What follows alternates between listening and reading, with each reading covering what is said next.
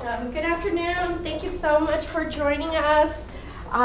Sorry for the delay. I think the last team had a great conversation around AI, but we have a better conversation for you, Roadmap to Retail. So my name is Kavy Lenon. I'm the Supplier Diversity Manager at Meijer. And I'm Stephanie Burton. I'm the Manager of Supplier Diversity and Inclusion at Kroger.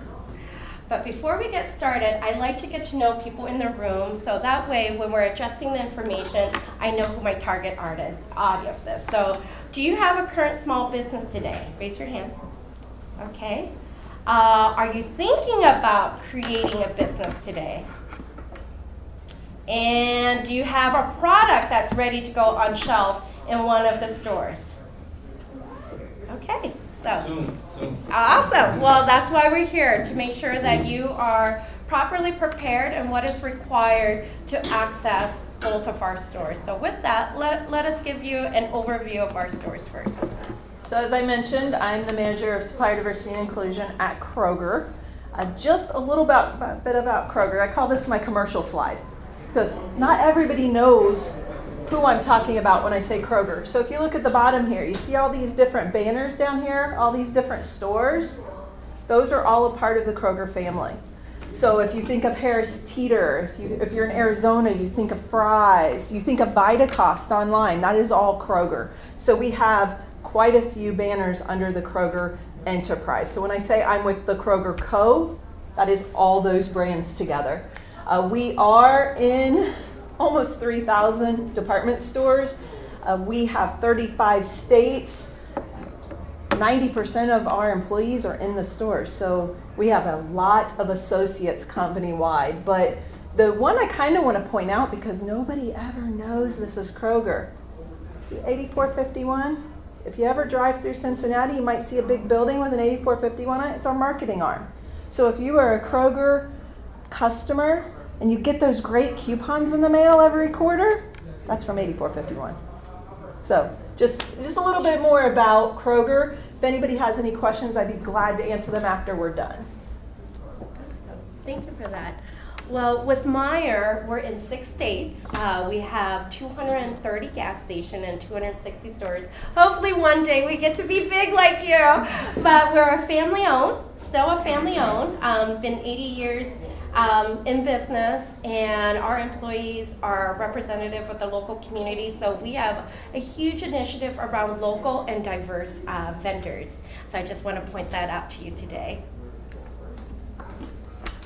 So what we buy, you think we're a grocery store or we're a marketplace. We have apparel, we have gardening, we have all the stuff that you see when you're in our stores, but we also buy things to run our stores. So we have the indirect goods and services. We have to clean the stores. We have to staff the stores. We have to build the stores. There's many things that we have to buy to run the stores. So indirect goods and services is kind of a component of what we buy. Then we have the direct merchandise and retail, which is what I led with. That's what you see when we go into the stores and what's on the shelves. But then both of our companies are a little unique in the fact that we actually manufacture some of our own products that we sell. So we have a direct manufacturing where we buy commodities and ingredients to make the food that we make ourselves. A lot of that Kroger milk that you see on the shelves, we actually have our own dairies, that is our milk. So that makes our companies a little bit more unique than some of our competitors. Well, what's the fun part about Stephanie and I, we both came from manufacturing, so that's a space that we're very familiar with when it comes from raw material or even finished goods. So think about some of the products that you have today that could be privately owned, right? Like we could put our logo on there. So if you have, I don't know, just make something up, sugar cane, we could have a Meijer brand sugar cane that could be in the store. So that would be part of our direct manufactured commodity. So we also have 6 manufacturers. In Ohio, we actually have the facility that makes bread that's shipped to all of our Meijer stores. And if you have questions along the way, please, because this is a lot of information and it touches so many different areas of your business, and I'm not getting into the weeds of what you do, but if there's something that is connected to your business, please ask. Actually, I was just going to ask if this PowerPoint could be sent out. Let me double check with John, who is the event director, to see if they're going to make all this available in the library. I believe the video that is being taped today will be in the library that you could have access in the future. Thank you. Yep.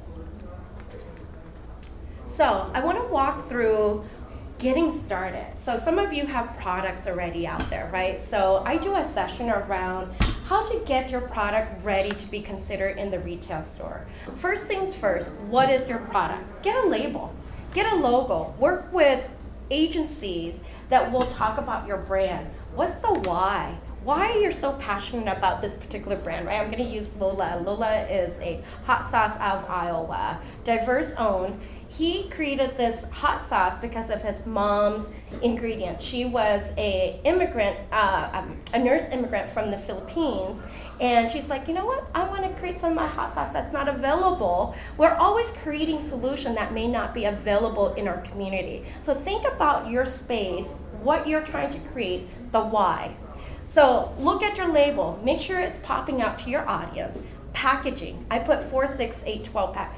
Some stores may buy only 4 because we don't know your product. I may buy 4 of each of these, right? So consider what your case pack cost will look like when you are pitching it to Kroger or to Meijer. So that way you know where your profit margin will be at.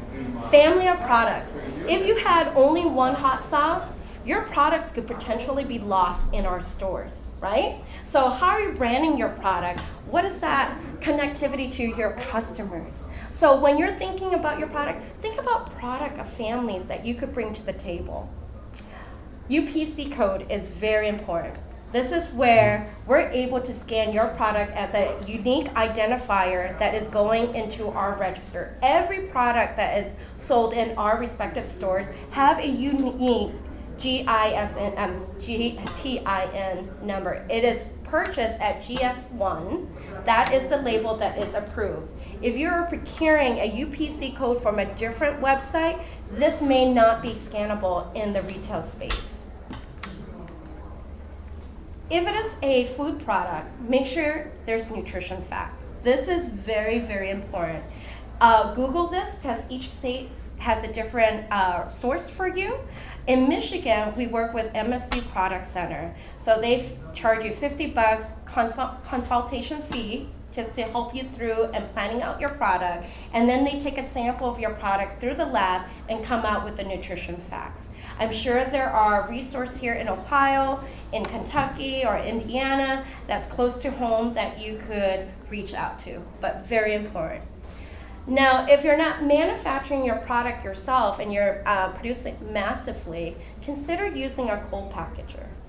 What is a co-packager? These are the folks that you are giving your recipe to, and they are producing your products, packaging it for you, shipping it to your logistics or your distributor or directly to the stores. And those are the co-packagers. Then you can spend more time marketing your product, creating that visibility, and building out other products. Or manufacturing your own as you're starting your business. There's nothing wrong with that either. Anything that you want to add, Stephanie? I think you covered it pretty good. Awesome. Now, one thing that is surprising to most people is how long it takes to get on our shelves. So this is what we're trying to share here. They don't just change overnight. If you go into a Kroger marketplace down the road, or you go into a Kroger marketplace in northern Kentucky, which is where I'm from, the shelves are going to look the same. It is a big undertaking to change anything on those shelves because we do it at the same time in every store across the nation that fits that floor print. So, if you look, we call them planograms at Kroger. Not sure what Meijer. Yeah. So it could be that we decide a product's going to go on our shelf. It may take a year or 6 months to a year to get that change on our shelves because they identify what products are going into the reset. Now they're going to take 6 months or 12 months, depending on the product, to then rearrange the shelves, get the planogram made, get it scheduled, get it out. So you may get the agreement and it's still 6 months to a year before you're actually on that shelf. I come from the automotive industry. Takes 3 years. Once you're decided that you're going into the vehicle, it's about 3 years before we start making them. So it was very similar and surprising to me as I came into this. But it's not that, oh yeah, you have a great product, let's put you on the shelf next month. That's not how this works. And I think it's pretty consistent across the whole industry. Yep, exactly. So there are called reset dates. Mm-hmm. So if you're part of Range Meet today, oftentimes they will post our reset date out there, which companies are looking for what commodity. Not often, but you will have visibility to some industry.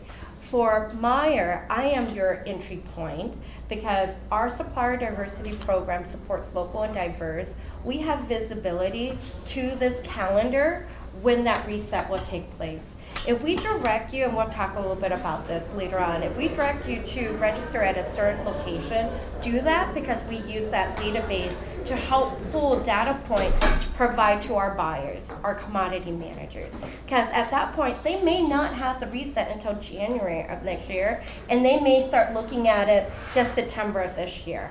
And they're not going to make a decision, and you may not be in store until the summertime.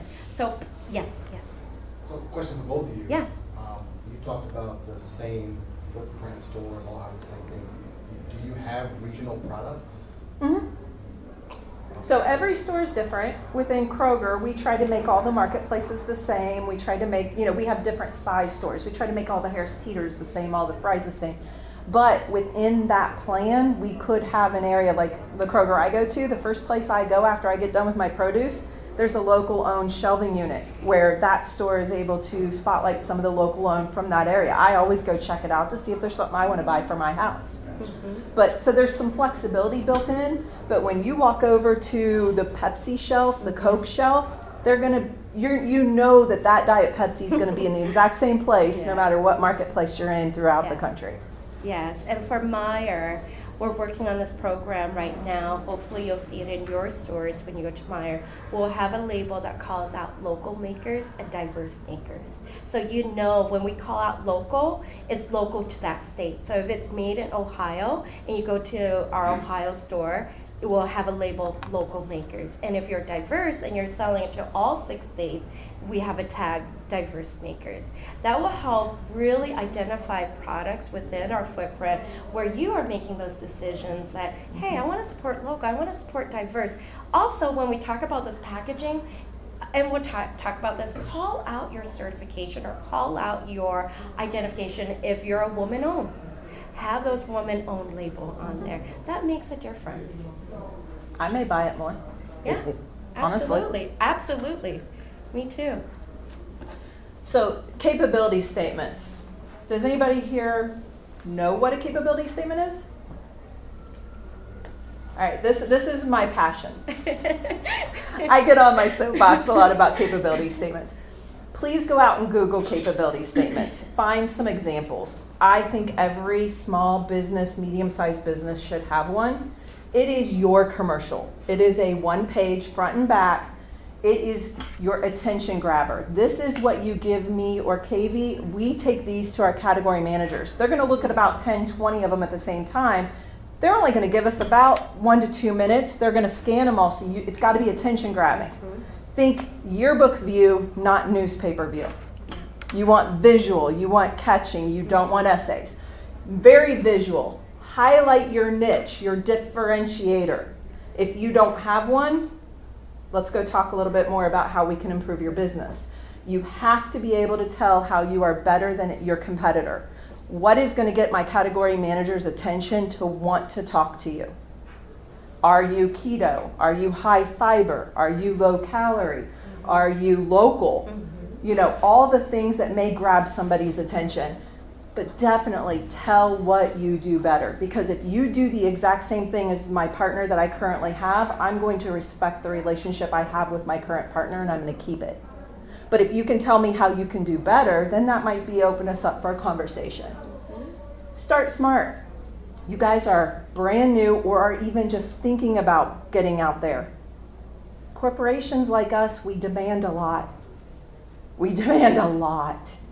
You may not want to deal with our demands. You might want to start at tier 2 or tier 3 level. And what I mean by tier is if I buy directly and I pay you, you're my tier 1. If my tier 1 buys it, you become a tier 2. If the tier 2 buys it, then you become a tier 3. Green's green. Money's money. Does it matter if it comes from a Kroger account or can it be from one of Kroger's tier 1s? As long as you're getting paid, that's success. And then as you grow, become more sustainable, get bigger, more reliant, then you can start moving into the Meijers and the Krogers. But start small, start smart. Sorry, can you explain the tiers again? So if Kroger or Meijer buys it, we pay for it, we are buying it from a tier 1. Everybody, think about it like a tree. Everyone that we buy from is on the first tier, tier 1. Everybody they buy from is on the second tier, they're tier 2, and all the way down. So I could potentially sell my product to someone that sells it to Meijer, Mhm. Kroger. Okay. Like a distributor? A distributor? Yep. Mhm. Okay. Absolutely. Thank you. Or you could have somebody that, I'm just going to totally make up an example on the fly. We'll hope this makes sense. Maybe you make candles. And maybe you make blankets. And maybe another company buys the candles from you and the blankets from you and puts together these great sets. And then maybe they use a distributor to sell to Meijer and Kroger. That makes you tier 3. Okay? Great idea to partner because it makes you bigger and more sustainable. Yeah. Which brings us to the last item, which is the distributors. Don't be afraid to use one. They have contacts, they have warehouse space. You know, sometimes smaller businesses, you may have this great product that we want to buy, but we don't have the warehouse space to buy it from you at a level that's acceptable to both of us.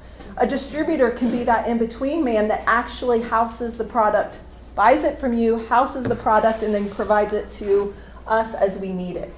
We have some examples on here of some distributors. You want to talk to the first Yeah, one? Kavy is a large distributor within our area. So they actually have what's called diverse traders, which they have programs that support your business as well. They have warehouse across the U.S. that you could have access to, and they have their own program that they could speak to this, but they're a great partner where if I brought you on and I put you in 140 stores, you're going to need a distributor to help you distribute all that product to that 114 store. You're not going to drive around and go back up your truck to my warehouse because you're not going to have the equipment that you will need in order for you to be successful. Mm-hmm. So they consolidate all the products that are going into that 114 stores, and we just tell you how to tag it, how to label it, and make sure it's retail ready to go on the shelf, so we're not adding any more additional work to that. Okay. So that's why we would recommend going through a distributor. But if you have the capability and you're only going into 10 stores, you might want to drive to that 10 stores and be able to put those products directly onto the shelf, that allocation, that POG, the planogram that Stephanie was alluding to. So if we say you have socks, we may have a shelf that is just for you. It has your label, it has your price, and you're just refilling. That's called direct. And there are a lot of variables how you could go and deliver your product to us, what makes sense and what is most reasonable for your business. Just, I don't want to limit you to the distributor, but just as an option as you are thinking about growing your brand and doing other things to support your business and not drive around to all these stores and delivering your products. How do we target the tier 2 and 3 options? Distributor is one. Okay. So I'll be very honest, I am new to the retail space. I just joined the Kroger team in January because I retired from Toyota in January. And she's picking up on really quickly. It was the quickest retirement I've ever had. I actually was not retired. I was dual employed for 2 weeks. But I have a long history in supplier diversity. So I mentor a lot. This capability sheets, I love looking at them. I love helping people with them. But in the retail space, I'm still learning. Mm-hmm. I do know we have some methods to try to help get you in line with them. I just can't speak to them off the top of my head. Kavy might be able to. Yeah. Say for instance, I'll give you an example.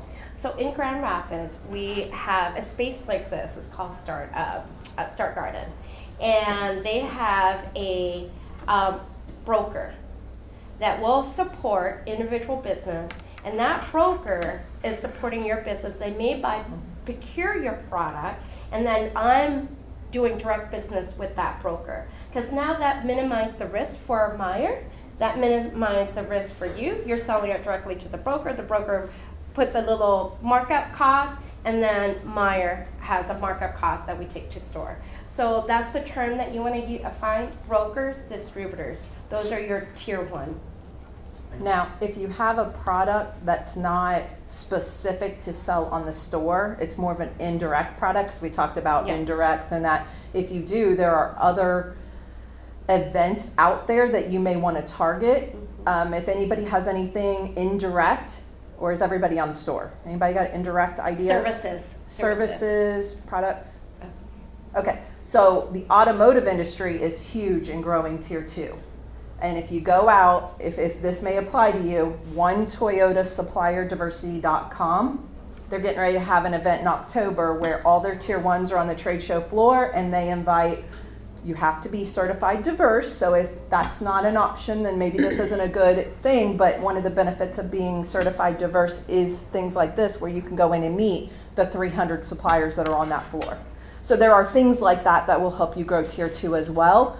I think General Motors has one, Stellantis has one, Toyota has one, Honda has one. So it's big in the automotive industry. I'm still learning where we are in retail though. Yeah, retail, we don't host those type of events, which I'll allude to the event that I'm hosting. We use Range Meet and ECRM, and there's tons of shows: Expo West, Expo East, salty and sweet snacks. What's geared to your commodity? There are trade shows and expos out there for that, and that's where you want to make yourself known. So in the retail space is very unique, and we'll talk about a little bit here on that front in terms of events. The last distributor line on here are the Kroger distributors. There are more than just this. It's just ones that we wanted to throw out. I actually threw out 2 because DPI is just regular food distributor. UNFI, I think is how they say it. I might be wrong on that. You miss an I. Unify. He told me it was UNFI. Okay. They specialize in organic. Yeah. So that's why I threw that one up there. So there are way more distributors than this. We just wanted to throw out some examples. Yeah. I have about 30. Yeah, I'm sorry. Yes, go ahead. My name is Danielle. I own a company called Sweet Peas here in Crafted Ice Pops, and we've been working to try to get into grocery for a while. Okay. And it seems like our first grocery store is going to be Dorothy Lane Market, which is a local store for us. Mm-hmm. And I have been working so hard. I'm ashamed to even say how hard I've been working to try to get in contact with a distributor, but it is very hard. It is. And so I just wonder if you have any tips, any guidance, because it's easy to say, like, work with a distributor, but it's really hard. If you have a Meijer who said that they want to bring you in, we will direct you to a distributor. Okay. If you go and apply, try to work as a distributor and say, hey, hold my products, you're paying warehouse fee, you're paying all the fees that are associated for their service, and you don't have retailers to put your products in. So let's figure out where you want to go first with your retailer, and let's reverse engineer that, right? And say, what distributor makes the most sense for your brand? Okay. Okay. So you say you have retailers right now. How many stores do they have? They have 3 stores. Okay, then I wouldn't recommend using a distributor. I would self-direct deliver those. Okay. Yeah. But I'm interested in Kroger and Meijer. Yeah, absolutely, absolutely. And I'm interested in learning about your product. Did we have another question? Yeah, I Another have a thing? question. If you could speak to how using a broker protects Kroger or Meijer from risk and also the brand owner. Good question. So if you're my broker, I'm working directly with you. You're coming to me with those capability statement. You're vouching for her business, right? Because you have a vested interest to represent her to Meijer. So I'm working directly with you, and I'm not dealing with the brands. So you are my direct contact. I'm not dealing with 10 different brands. You are the one who I'm procuring from. You're the one who I'm paying, and you in turn will pay her business for the products that I'm buying. Right. Because what if she can't drop ship from me? What if she can't find a distributor? You have the resource and all the tools for her to be successful. So that's the risk elimination for me, because I already have that relationship and trust with you. Okay. Mm-hmm. Good question, though. Not a lot of people know about broker. Let's see if I can play this video. So for we you. wanted to give you some examples of some success stories that we have. This particular is a 2-minute video. It actually talks about quite a few of our diverse tier 1s at Kroger. So if we can make it work, we're hoping to share it with you. But we're talking about technology, so we'll see. Does not look like anything. That Toyota website, could you give me that again? One Toyota, supplierdiversity.com. Okay. And then on the left-hand drop-down, there's an opportunity exchange link you can click on. I'm not sure I know they're having it this year. I know it's in Novi, Michigan. I'm so I know it's in sorry. October, but I know nothing else. I'm not able to get onto their web. I am so sorry. Okay. Yes, you want to talk about just the few success stories, or? Well, I could too. just because his face is on here, this is Manny from Shea Butter. I'm still memorizing He's from all Ohio. the names and everything. But he's in a lot of Kroger stores. He actually says in the video he went from selling to I think it was it 50 products in the first year, and then it was over 1,000 the next year. There's a success story in here, but his big thing is philanthropy back to his country of origin. So like they just helped build a lot of water wells in Ghana, Yeah. and trying to bring clean, fresh water to the communities that he's from. So there's I had also a chance to meet him, and yeah. unfortunately we weren't able to get his product into the store, but he has 100% shea butter cream, and he has 4 or 5 different, I guess, scent that he, and part of his package, which is cool, he talks about X amount percentage go back to supporting a foundation that goes back to his original homeland. Yes. What is the company? Shea butter. Shea Butter. So without speaking to his product directly, what are some examples of products that you liked but couldn't get in the store? What are some of the reasons Well, why things don't okay. happen? Well, let me give you some examples. I have a few for you here. And if we go.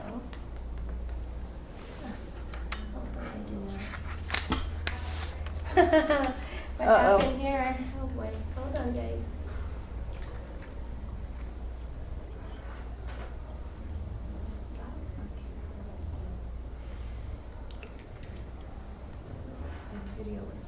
Just flip through. Well, there we go. Okay, let me give you some stories, okay?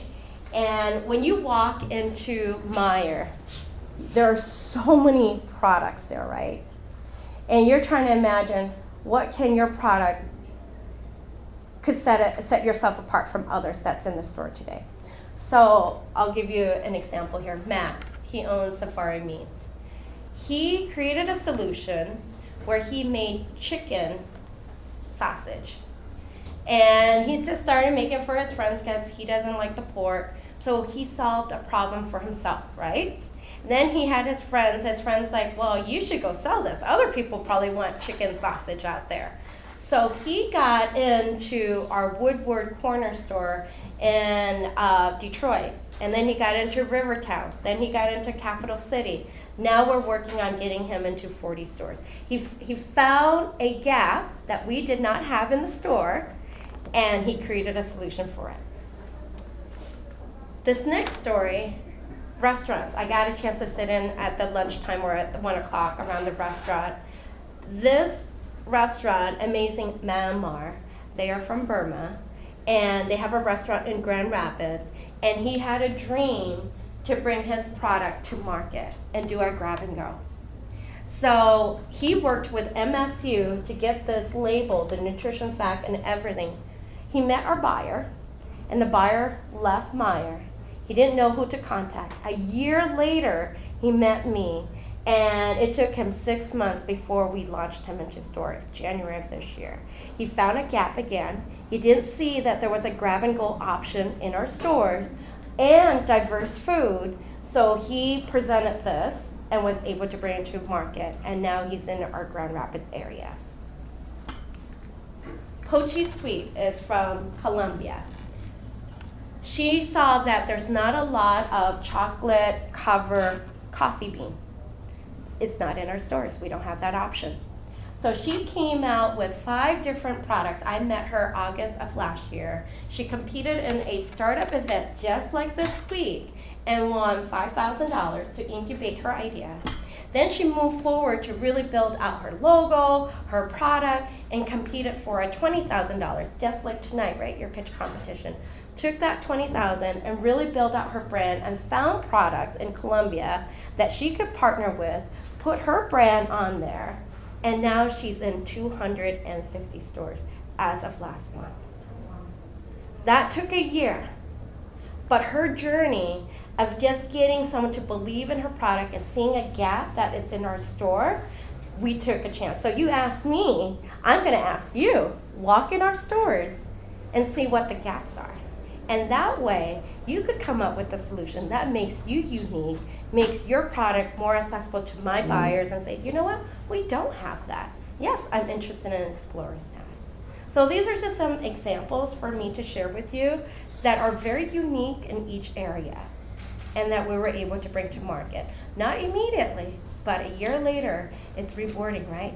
Patience, persistence, and I mean, you had a great story, 12 years before she got into Yoda? So these are just examples.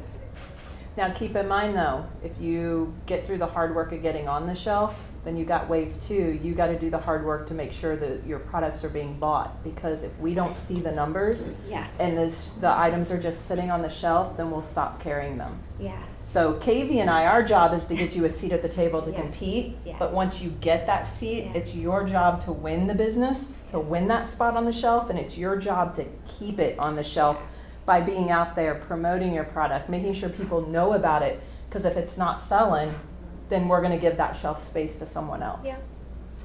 Yes, And sir. On that topic, ma'am, when you're demoing the products in the store, is that before or after? Like when you're trying to do, then you're saying you gotta, market yourself. and then After. So Pochi Sweet Well, because we're doing Hispanic Heritage Month celebration starting today.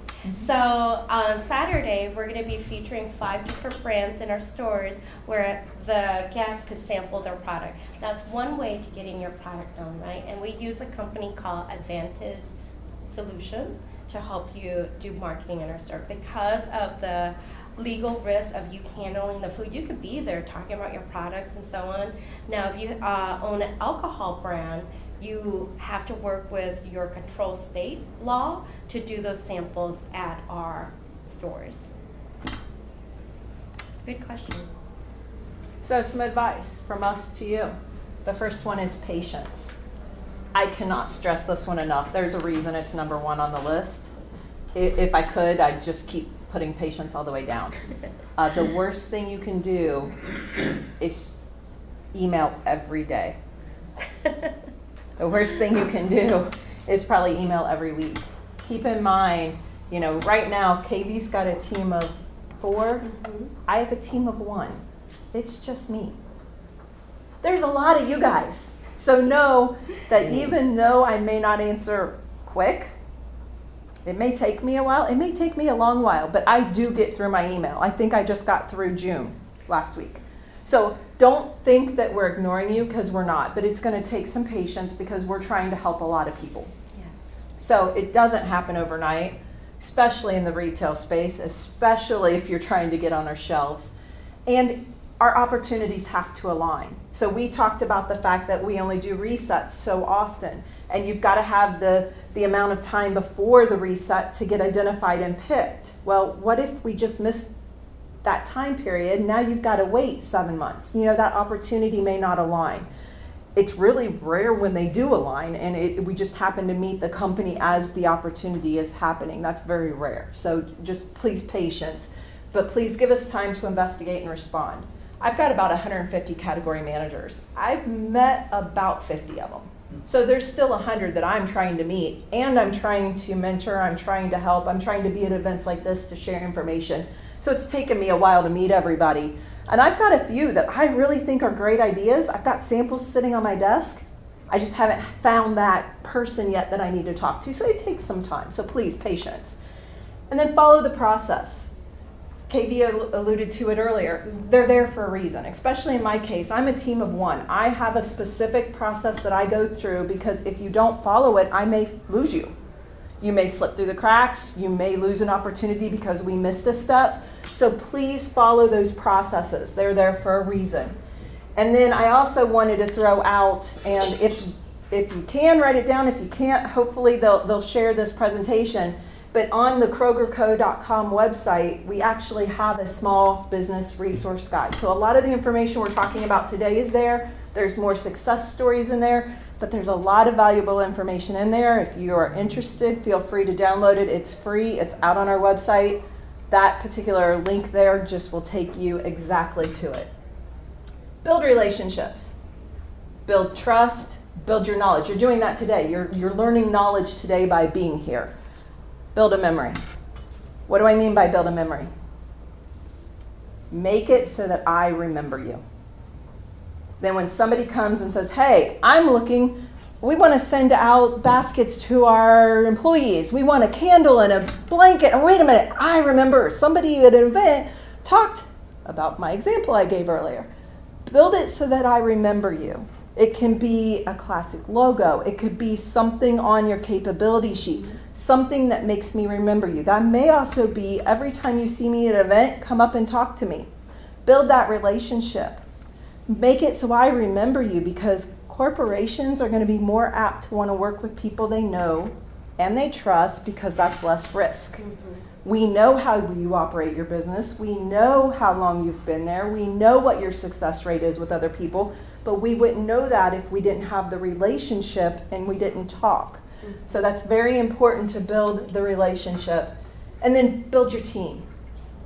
If you're trying to sell in the retail space, put somebody on your team that has retail experience. I have a tier 1 vendor I just met with last week. They said, we want to introduce you to someone. This is so-and-so. He just retired from Kroger in November. He has 30 years of Kroger experience, and he's going to help us. That seems like a pretty good move.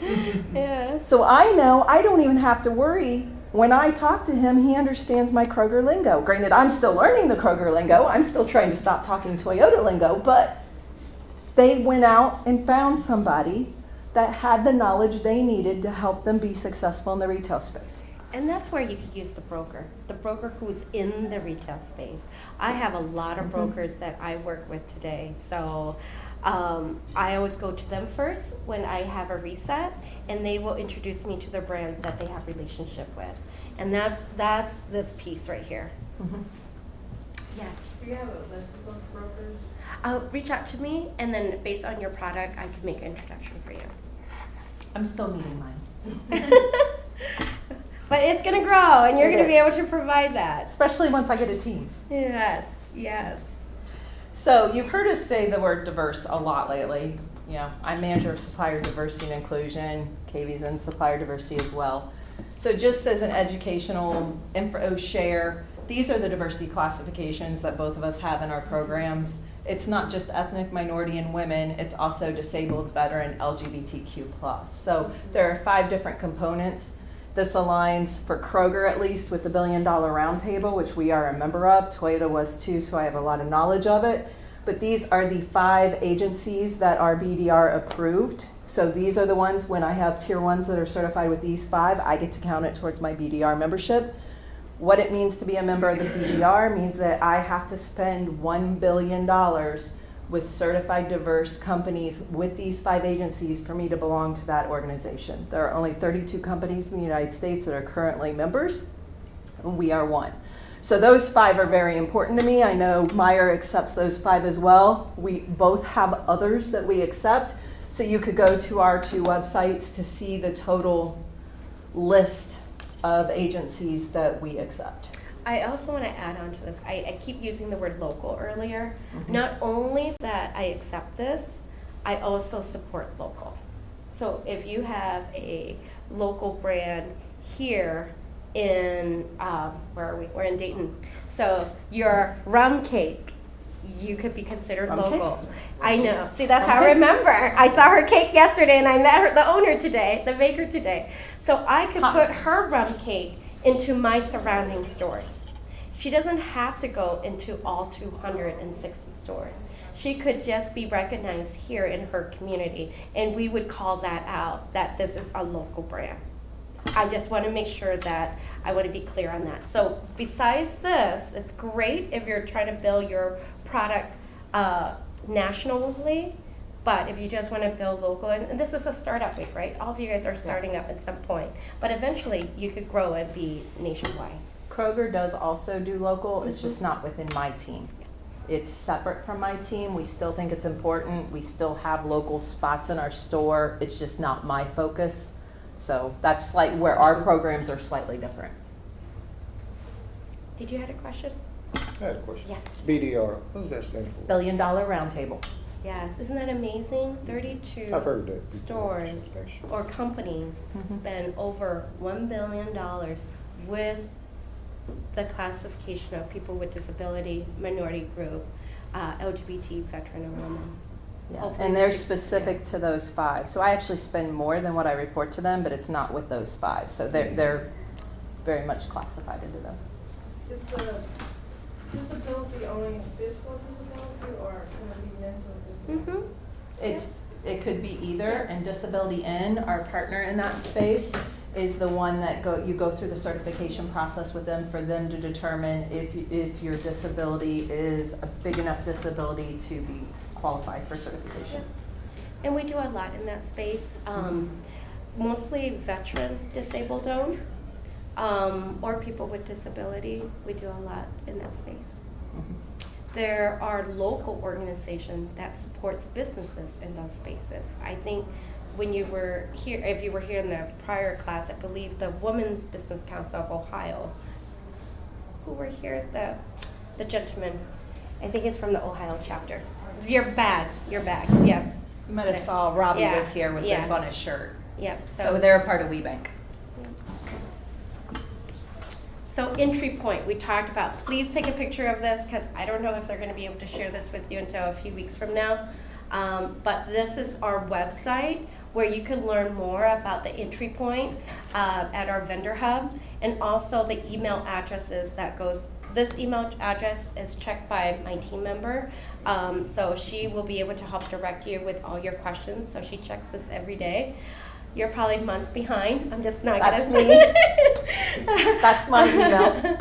So I think just to help guide you, I think visit our sites because we try to put as much information out there. On our site, we'll talk about, are you a private label owner? Maybe you don't want your brand on there. You want the Meijer brand on, the Kroger brand sticker on there. Or if you we also have our brand umbrella that you could be considered. Those are private label and own brand. Those are 2 different subjects. And then local, diverse, they're all out there for you. So within my website, because of the conversation we just have about local being separate, this website is going to be for those that could be certified diverse. If you are not certified diverse and you are just more in the local space, then go just to the KrogerCo.com and look around in there, and you'll find more information there. This is just the subset specifically for supplier diversity. But the information's there, you just gotta find it. All right, last, events. So I have an event that's going on right now called Opportunities for Local and Diverse Owned Brands. Local is within our 6 states. Diverse could be nationwide. We're giving you a chance to do a 3-minute pitch. Say, for instance, if you have clothing line, you could do a pitch about your clothing line. Say you have candles, you could pitch for candles. Think about things that are not food related, okay? That would be the general merchant and apparel. The video is due by the 24th of this month. I host this type of event throughout the year. We just finished we actually had 4 events this year. December, we had Diversity Week. And then we also had Uplift Local event. That's for only our 6 states. And we had an artist. So if you know someone who is an artist, and I actually met a vendor today. She's an artist and she does the kitchen towel. It's her own artwork that goes on the kitchen towel. That's something that we're looking for, something unique. Another event that we held this year is Tier 2, our Tier 1 events. Our Tier 1 events are Heritage Month events. How do we celebrate Black History Month, Women History Month, Pride, Hispanic Heritage, and also local? So there are 5 different things. Local is just shared throughout the year. And this is my last event. I apologize. I have one more in December for my gas station. That's completely different for my gas station. Think about snack items there. Think about drinks. Think about things that are easy grab and go. That could be in our gas station. Yay, Here's your there. And they just got into our gas station. They've been in business for 5 years now, since 2018. They came out with a noodle, but a few years ago, they came out with the edamame snacks, and that's part of our healthy snack option. They're Asian-owned and woman-owned. Out of Grand Rapids, moved to Las Vegas, now in 1,000 stores across the U.S., and now we're in 230 of our gas stations. So think creatively when you're thinking about solutions. Do you Yes. have anything for creative businesses programs? So Kroger is not doing our event this year, mainly because we're coming out of the pandemic and I'm so new and I'm trying to build my team. But next year we'll be bringing our event back and it'll be more food-based because 80% of my store is food. The other 20% is not, so I'm a little bit different in that regard. But so my event will be coming back next year. I just didn't have the capacity to do it this year. Is there like a mailing list for that? Nope, this is where you go. You go and Right here. register and put in your certifications and stuff like that. But a couple slides ago, we talked about the importance of building relationships. Notice, we may be competitors out on the street. We're not in this room. We work together a lot because our job is to help advance small and diverse owned businesses. That is what our job is. Notice this came out of my bag, not hers, and it's her supplier. She's sharing this with me so Yes. that I can try to help grow them and mentor them. Yes. We work together all the time. I'm getting email, hey, do you know of anybody that Yes. sells tires? And it's Yes. totally made up because I'm not in automotive anymore. But We have rice we and share. tortilla bid right now, so if you Yeah. know folks in that space. Also cereal, manufacturer of cereal, even though Kellogg's down the road from me, but we want to diversify and see if there are manufacturers that are owned by small and diverse businesses. So, we talk, we help, we share. Yeah. Just because you build a relationship with me doesn't mean that Kavy won't be calling you or vice versa. Yes. Any questions? I know we shared a lot today. Hopefully we gave you some entry points into our business. Hopefully that will give you some guidance as you are exploring your products and services and what it takes to be in a larger retailer like us. Like I said, just don't feel intimidated like you're in 3 stores, right? What if we got you into the 5, 6 stores that are in our neighborhood right here? You know, I just visited one yesterday. We're in Cleveland. We're up in Toledo. I mean, if you're willing to take those drive or find someone who will deliver your products for you, and if the products make sense. That's probably the first thing. Making sure it makes sense and our customers are wanting to buy it. And now that you're in the 3 and you can start show your Yep. sales Yeah. from those 3, that'll help as you start stepping into larger stores because you can share, this is how successful I'm being in the 3 I'm in. Yep. That's important.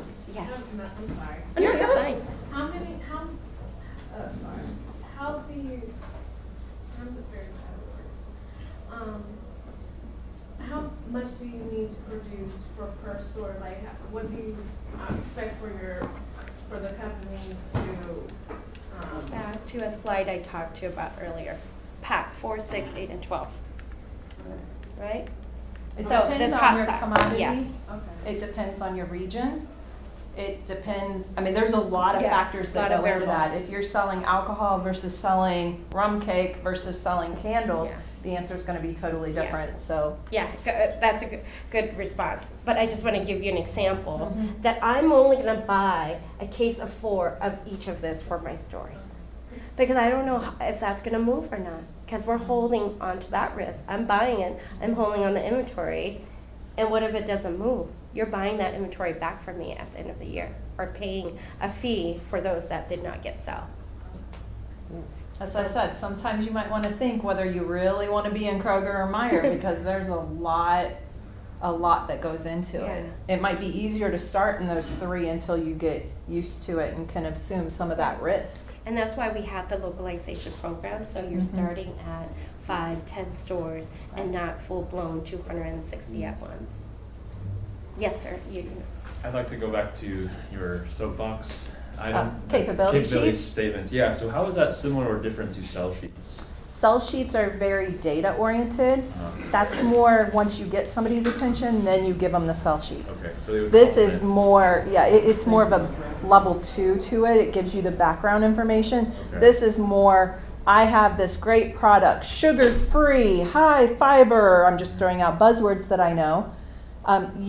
Pictures of your product, but it's not the details. It's not this type of information. Once you get my attention, I say, I'm interested. I want to know more about your product. Then you provide the sell sheet. Okay.